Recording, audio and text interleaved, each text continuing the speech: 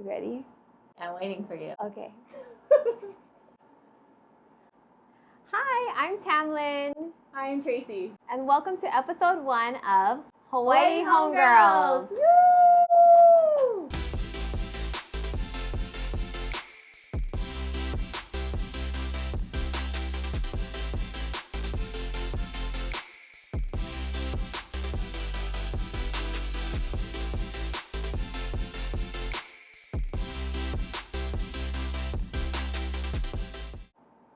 I think I'm more excited. You might be just a little bit more excited. We are both full-time realtors here on Oahu and super excited to be bringing you content having to do with the housing market here. We'll be showcasing different types of real estate. We're also going to be doing neighborhood highlights for you. And we both like to support locals, so we'll be doing some local features Of local business owners that we know. So we are born and raised on Oahu. And in speaking of different types of real estate, we're gonna talk about affordable housing. Lots of buzz about new condos coming up or new just housing all over the island. Yes. And you know, it's really important for buyers to understand that when you are looking to buy something that's considered affordable housing or reserved housing, there are considerations that need to be made. Yes. There are certain criteria that you have to Like earning caps, right? There is earning caps, how much equity you own already in a home. Right. So or if you even own anything, you might not be Exactly. able to. Right. And that varies from building to building. Right. So then that's when you go and hit up your realtor. Right. And if you have questions about specific buildings, like please feel free to comment below, ask us questions.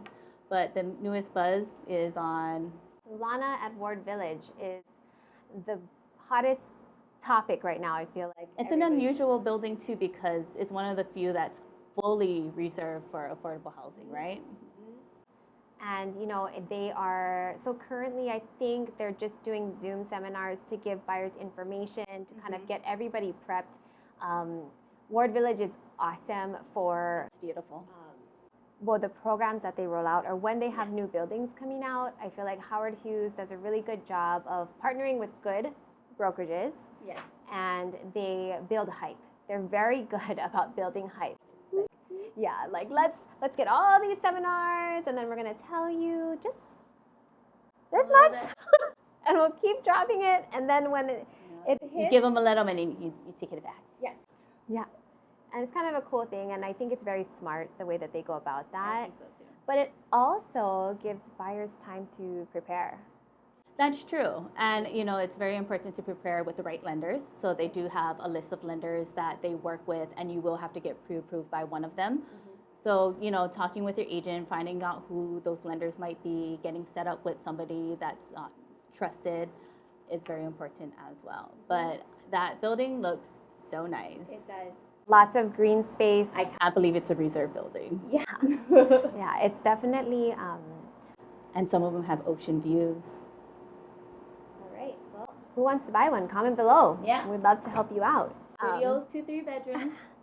And you know what? Maybe we can transition into, you know, why it's good to work with a broker when That's you're looking to true. buy That's true. at a lot of high-rise people, condo. You know, go into these high-rise condos and they don't have representation, and they find out too late that they could have had representation. So just keep in mind those people who are selling the condos are representing the developers. So whose best interest do you think they got?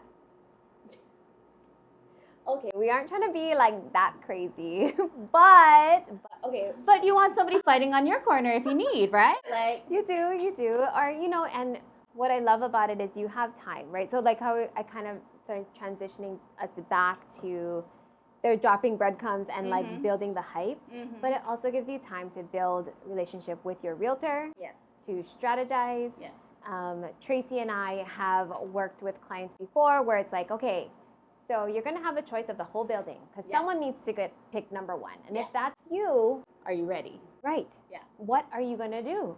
Right? How do you know which one you're going to pick if you can pick out of like hundreds? Exactly. So we go through this cool NFL draft kind of setup to help them like whittle down what units in what order so that when it's your turn, you're not pressured out and you choose the right one, right? like your client, the other one. They're like, we didn't think we'd have this many options. And they were not ready. They were not.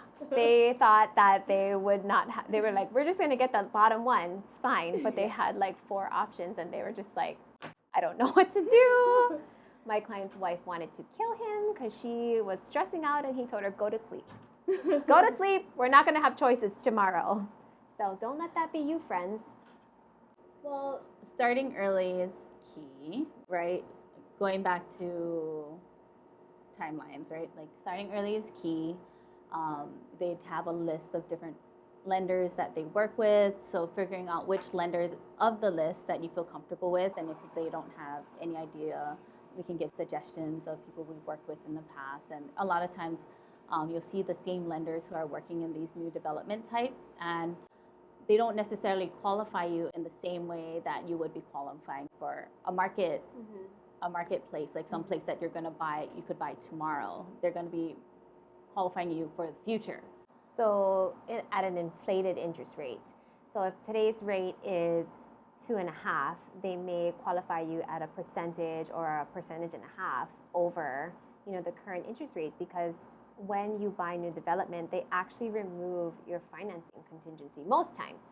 And it's an interesting thing. So when you're talking about deadlines and talking about understanding the process, it's knowing that they don't tell you in advance when the lottery is going to, like when the applications are going to begin, but you will have, I think the HCDA requires them to market.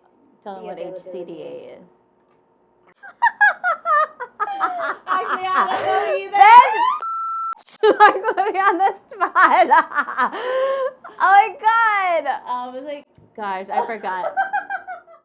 The HCDA is the Hawaii Community Development Authority that is one of the governorships over the affordable housing programs on Oahu. And so they require, developers to set out certain guidelines, and they're the ones who are kind of in control of the way things are conducted when you're doing affordable housing. Right? So, you don't have to rush to get your application in for a lottery, because as long as you get it in by the due date, awesome. But if you're missing documentation, you kind of want to give yourself a little bit of buffer just in case. And that's why, like you said, they drop the breadcrumbs early, right? So that you do have time to prepare. And then once it's there, you'll be pre-approved, you'll know what you can afford. And that can also be part of how you select the right unit. Also, a lot of times those guidelines require how many people are occupying that unit. Like, you're a single person, you're like, I want a 3-bedroom condo. It's like, no, it doesn't quite work that way. Sadly, it's by household size though. So if you do have kids or other members of your family, who will be living with you, then there are other considerations that can be taken. Another big thing that I feel like buyers don't realize is, because the property is being delivered maybe like 3 years from the date that they break ground, not the date that they apply, but the date that they actually break ground for the project. I have a feeling I know where you're going with this. Do you? Yeah. Okay, let's see. Tell me if you got it, okay? Your deposits are needed in the first 120 days. Not where I thought this was going, but I gave you the benefit of the doubt. I was thinking you're going with anticipating for the future of like your family, but and that too, right? But deposits. So whatever loan that you're looking to take out, you have to have that cash available, and there's going to be a certain percentage.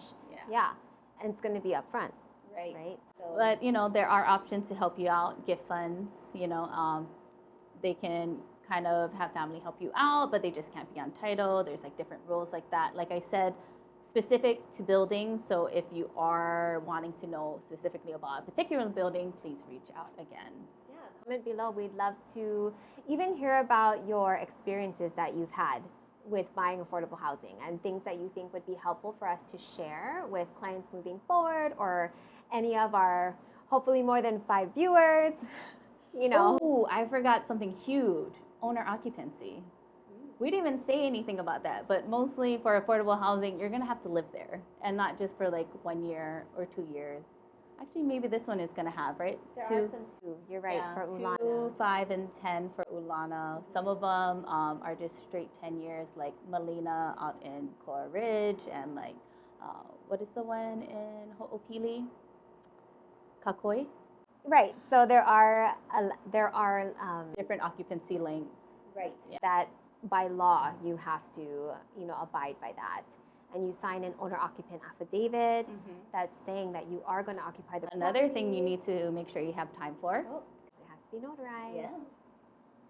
And so with knowing that, you have to plan for the future. Can I live in this place for the next 2 years, 10 years, 5 years, 15 years, 30 years, whatever it may be?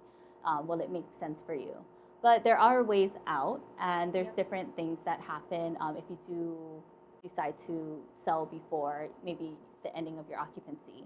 Again, very specific, but there are ways to help you out with that. Well, and that's why you should be working with a really good sales agent, because sales agent on the sales team side, and then broker that's representing you on the buy side, because we need to ask the right questions when we have buyers buying into a building, and then we need to work with somebody who's really knowledgeable on the other end, right? To make sure that you know what you're getting into and that we're protecting the best interest of the client.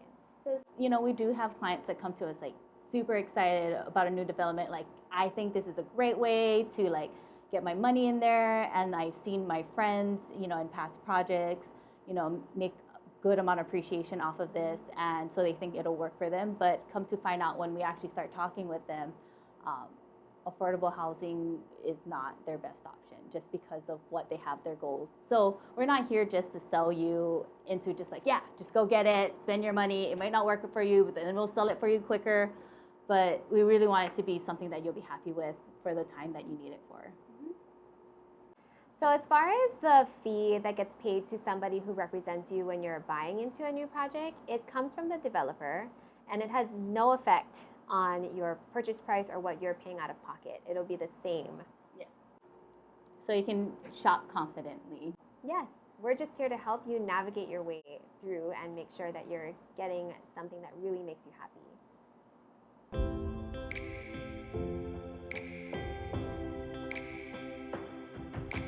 When a property or when a project becomes available, it's going to be a newspaper announcement. It has to be something public, or on the internet they'll probably send out an email blast if we have you registered on their website. Do you subscribe to the newspaper? I don't. Oh, I do, but do I look at the paper every day? No. So actually, yes, it has to be a public announcement, but a lot of these new developments, they have websites. And, you sign up on the website. It also gets released into your email. Let us know. We can also help you make sure that you stay on top of things. That's the thing, right? When you work with a broker to represent you in your purchase, we're going to be at the edge of our seats waiting to give you more information when it's available, right? Talking with our cooperating sales associate that represents the developer to give you the latest updates. Yep. We have our list of everybody. You'll be on that list. And once it drops, you'll be in the know. Yep. And then deadlines are going to be laid out. The application packet is actually pretty thick usually, or it can be overwhelming, I think, when you look at it. But, we work with our clients to help them navigate through, take it page by page, and make sure that they have a checklist. So we're making sure we're getting everything in that we need to, and we're aware of timelines. There's also a deposit schedule, right? So when you contract, if you get selected, when you contract for a unit, that's when your first deposit is due. And then after that, they'll lay out the rest of your... And usually like 30 days after you sign contract. Yeah. So, Tam. Yes. Okay. Let's kind of go through this as if, like, I'm the client, you're the realtor. Okay. I'm like, hey, Tam, I'm interested in Ulana. Okay, what do I need to do? Well, step one, Tracy, is let's get you set up for a Zoom seminar. Okay. Zoom seminar, love it. What do I need to do next? We are going to talk to a lead lender. Okay. Who will then, at this time, they don't have the exact pricing, but maybe they can just qualify you, take a look at your credit, take a look at your cash reserves, and just make sure everything lines up so when it's time to apply, you're ready. We're good to go. Okay.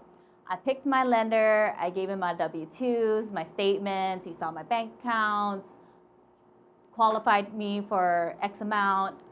Now what do? We're waiting for the lottery. Lottery day drops, boop. And then now. And then we're like, yeah, let's go get a packet. Okay, we go and get a packet. I sign up, got my affidavit signed. You know, like I am ready for the lottery. Lottery comes around. I get selected. Hooray, celebrate. Now what? All right. So now you have 30 days to decide if the building is what you want, or if the unit that you're contracted for is what is really going to make you happy. So at contract, am I picking my unit? Yes. Okay. Yes. So like we talked about earlier, we kind of do that organization of unit type that you're looking for, and then organizing each unit that falls into that criteria in order of priority, right? Which ones you'd want, like which would be your top choice to which would be your last, but you'd still be happy. I'm a single lady for this one, so I'm picking that 1-bedroom unit overlooking the ocean. It has a full-size stall. Yeah, and I was number 45. Oh. Yeah.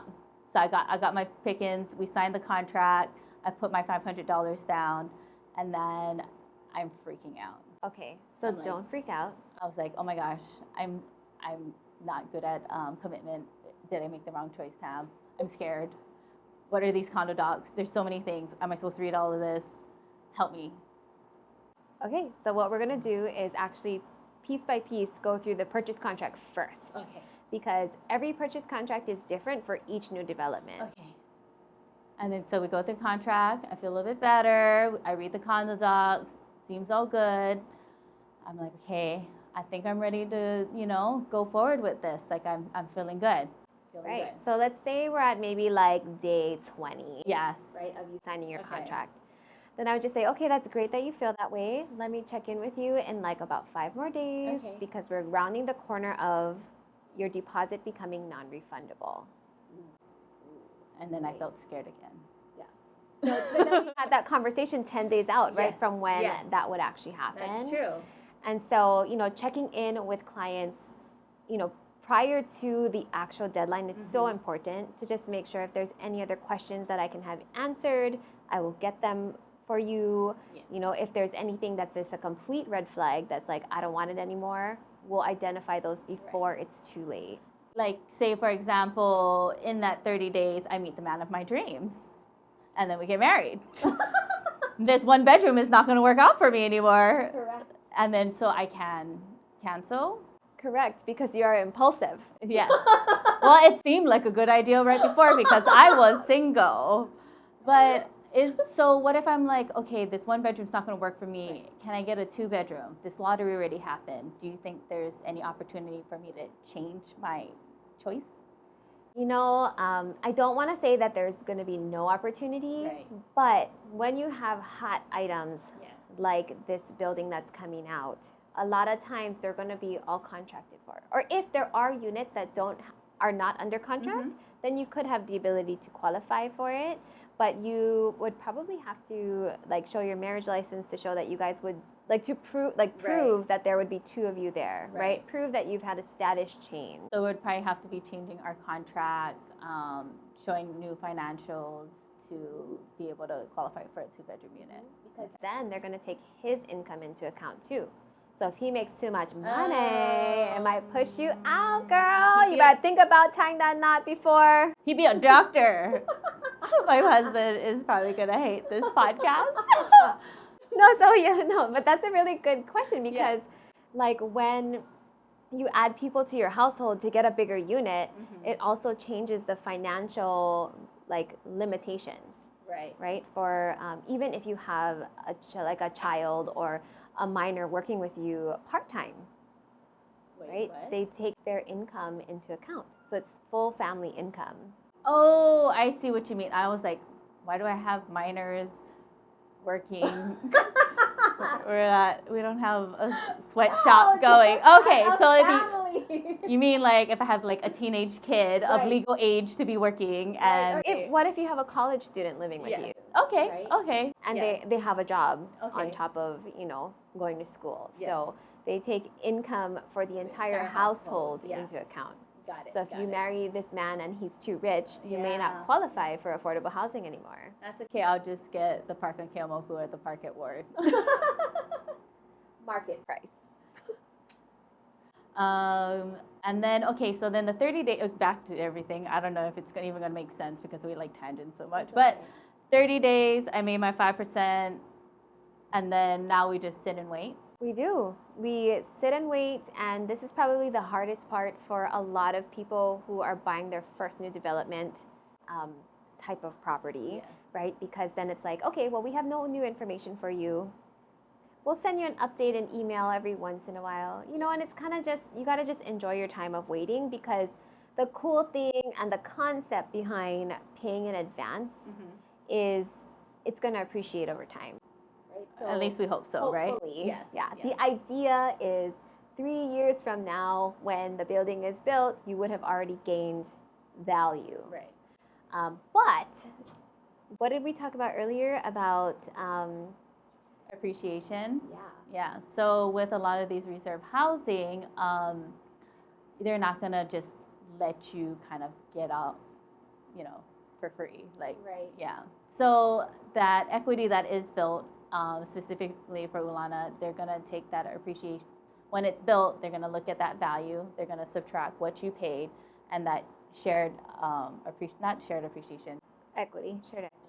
But what is this program called? It's not shared equity. Is it shared equity? Okay. So that shared equity specific to your unit is going to have to be paid back when it's sold.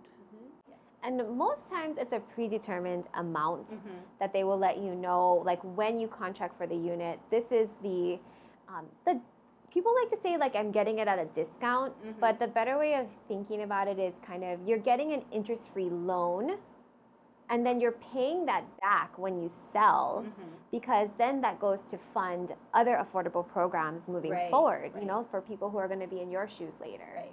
So that's the reason for it too. You know, it's not just so that they can take your money. Right. So like an easy, like if we use simple numbers, say you purchase your unit for $400,000. When the project is built, they consider the unit now worth $500,000. So you're going to be 500 minus 400, you're going to get 100, and that's how much they expect you to give back to the program. And you don't have to pay that like right off the bat. Like I said, it's more so due at when you sell the unit. And then shared appreciation. Oh, my turn. Yes. Okay. Oh, I just hit the mic. Sorry.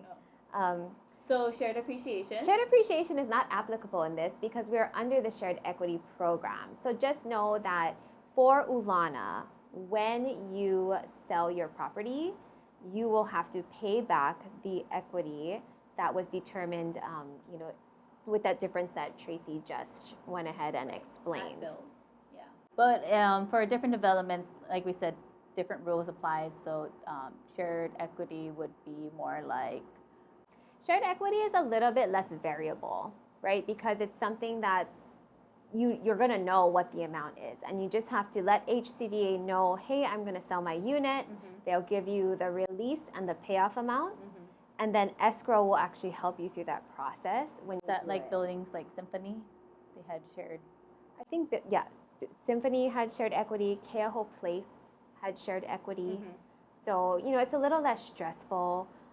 In just knowing that like the amount doesn't really change. Yes, yeah. This was just an intro to affordable housing. We were using Ulana as an example just because it's something new on the market. So if you'd like to hear more about Ulana and have us do another or a more in-depth, you know, episode on it, or even other buildings, right? Please go ahead and contact us. Our information is in the description below. Thanks, guys.